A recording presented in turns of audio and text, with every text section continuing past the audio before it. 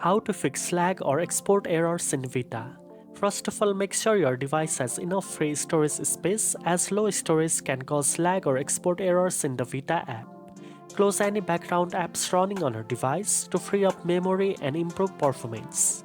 Next, open the app and check if you are using the latest version. If not, update the app from the Play Store to ensure you have all the newest features and bug fixes.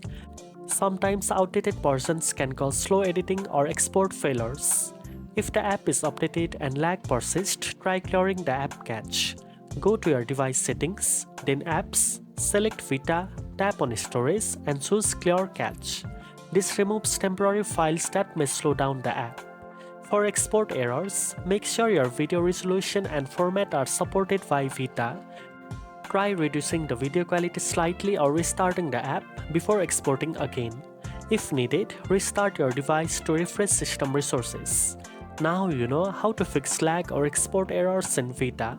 If you found this video helpful, don't forget to like, share and subscribe for more editing tips.